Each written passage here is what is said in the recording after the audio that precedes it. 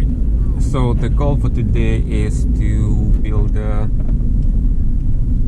mining rig, the one that is gonna go on a balcony. Get the mining rig out of my room and into the balcony, because it's getting pretty hot outside. Yeah, I guess it's not that hot, but it's getting pretty hot in my room.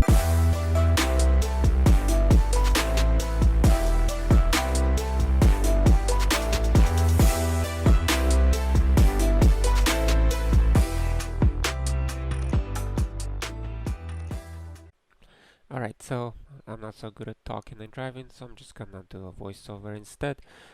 Here's a quick overview of what I was trying to explain over in 20 minutes of driving, condensing down to 1 minute hopefully. So things that I learned. To build the first rig, it's probably fine to build whatever you have available, just to get started, to learn how things work, just to get a feel for it. But from time of building a second rig, it's a good time to start thinking about scaling. When building a rig, think about how you're gonna be able to build future rigs on the same way that you build the current rig, so that way you can streamline the process.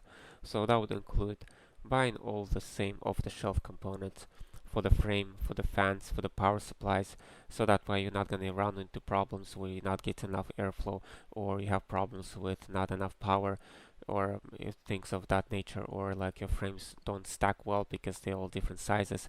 If you have everything the same size, it's easy to troubleshoot and easy to swap out component, and if one thing works on one frame, it's gonna work on another frame too. So that's a point of view to start thinking about that as you build the frame. Things that are not good for scalability are things like custom components or one-off parts. If you found a good deal on a couple of mining frames on Craigslist, but you have no way of getting more of those type of frames, it might not be the best thing when you're thinking about scalability for the future. Also, avoid too much custom work, as custom work is often not repeatable. So in this video, I'll be building a mining rig out of a wireframe. This is not a new concept, a lot of people have done this before. I didn't like the concept of wireframe originally, as most people use tie wires or zip ties to secure the GPUs, and every time you swap out the GPU and move the GPU, you need to cut the zip tie, and that just seems kind of wasteful, cutting a lot of zip ties all the time. But I found out there's actually lots of ways around it to be using the wireframe without cutting zip ties every time. And also, I didn't like the wireframe originally because I needed my frames to be somewhat weatherproof, as I'll be using them on the balcony. But they're not exactly waterproof. I mean, like if it rains on them, I mean, things can go bad.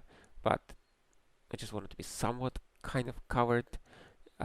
Anyway, you'll see once I build the frame what it looks like and what I call semi-weatherproof. Alright, made it to Home Depot.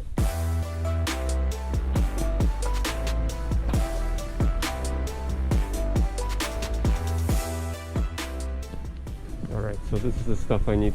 Oh geez, it's damaged. I think it's all the same. Look at that. This whole thing is only like $11. 11 Canadian rupees. Perfect. Alright, just like that. The full 10-foot sheet for insulation just fits right in. Perfect, without even breaking it in half. That was my original idea when the first time I bought it. But it fits. So now home and start building. Kind of fits. Let's get this mining frame built. So this is a storage rack from Canadian Tire. It's pretty cheap and pretty good size. So that's what I actually have outside. The other two racks are made out of this storage rack shelving, and that's the insulation for it.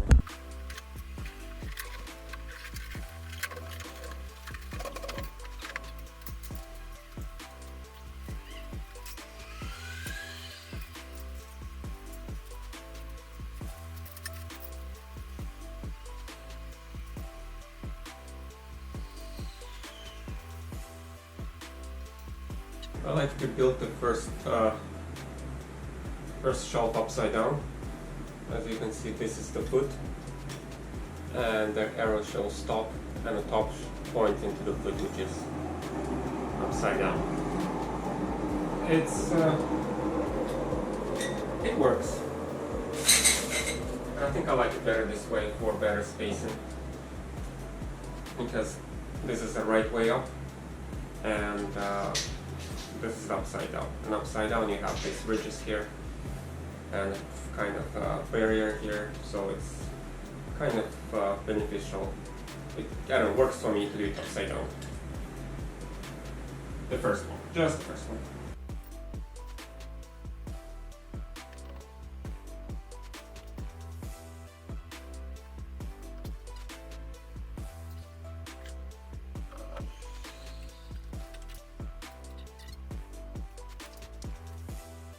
Alright, so that's how I did the power supplies on the other rig as well, the one that has 3080s. So this is 750 watt power supply, and this is 850. So the rig is probably gonna have only about 7, maybe 800 watts of power draw. So obviously, if it's only 800 watts, this one power supply at full capacity will be enough to power the whole rig. But I want to split it over 2 power supplies because I have extra power supplies and might as well use them, and because it's actually going to be better efficiency. Yeah, there's a basic chart. They all look the same. You have pretty much the most efficiency at about close to 50 watts. And no, not 50 watts. Close to 50% you will have maximum efficiency. So if you have more power supply, you might as well use them, and also maybe have less problems in case, have to use less splitters, because obviously this one power supply does not have enough splitters for 6 GPUs or 6 PCIe cables. So we have to use a lot of splitters, while if I use 2 power supplies, then I probably won't need to use as many splitters, and that might be better.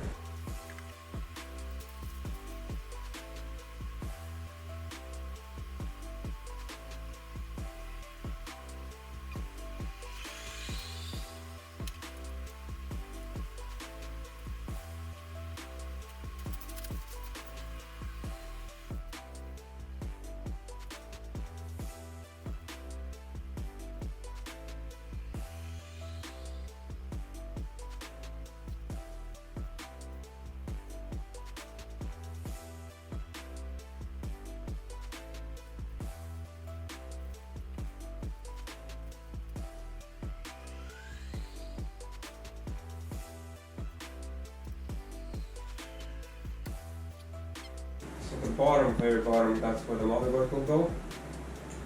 And we need the cardboard insulated.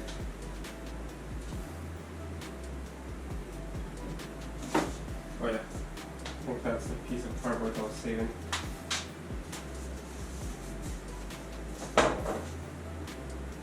There.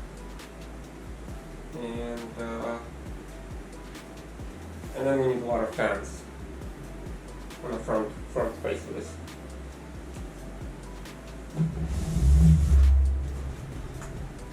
So, this is what I've got. Got a whole bunch of 140mm fans from Corsair. Oh wait, that's not it. These are 140mm fans from Corsair, because they're like only $5 or something on their website. So I chose 140mm fans because if you stack 4 of them in a row, they almost fit perfectly. And yeah, it just wasn't no easy way to make it work with 120mm fans perfectly. I mean, there would be gaps and stuff. Not so easy to work with. So I'm not really particular that it has to be 140mm fans, but they just fit better. And actually 140mm fans usually have better airflow too, so that's kind of good. And yeah, so let's see here. So preferably want to use the fans that don't have LEDs. I'm not sure if I have 8 of them, because that's how many I want to use.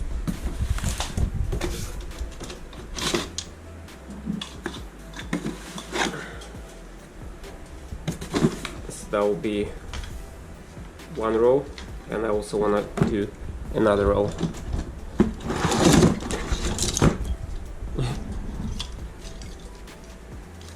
With 4 fans.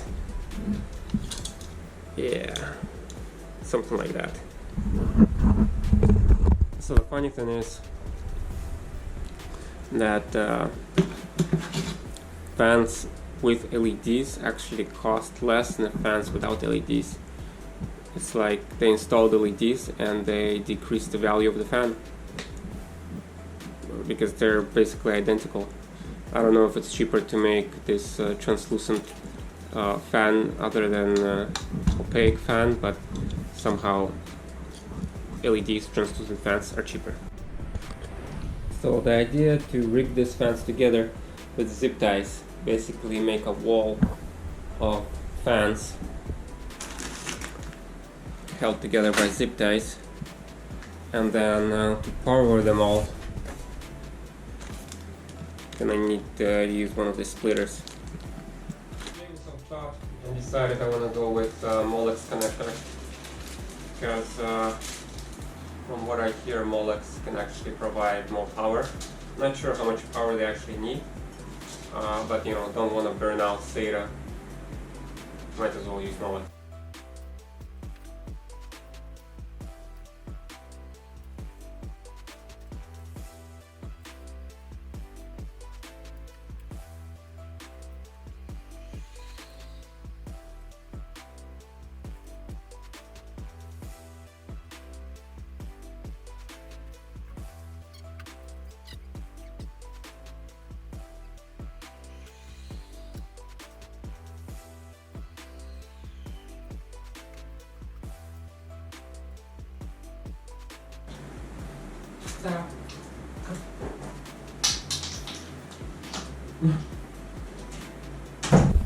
So the idea is to arrange the fans in a way that the cables are somewhat reasonable length. You don't want to have, you know, so you see like some cables kind of wrapped around the fan a few times.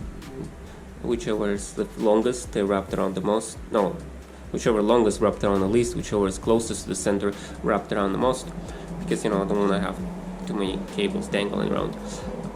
Yeah, not sure if you can see anything from the camera, but it will be beautiful once I get it all tied up.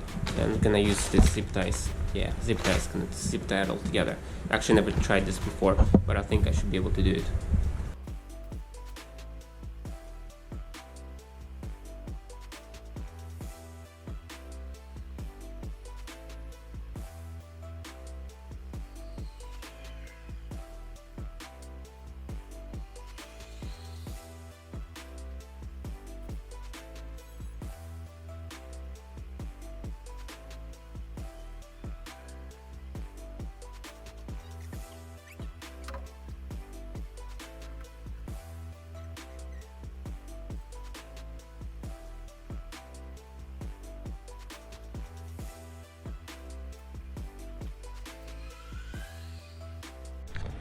Alright, that's finished. Look at this thing of beauty. Look at those stitching. Looks dope. And all the cables are relatively similar size, so it should be easier to connect. And this is how it's gonna go. Something like that. It's like made for this frame. Dope. Oh wait, the fan's supposed to be sucking the air, not blowing. Ah, damn it. This is the ugly side.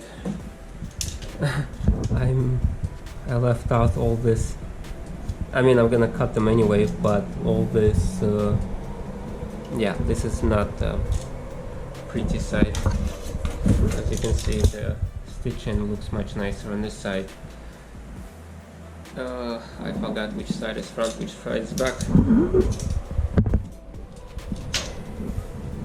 So it will look something like this. So the battery died and I decided to end the video here. This clip is getting pretty long anyway, so I will have a continuation of building a rig in the next video.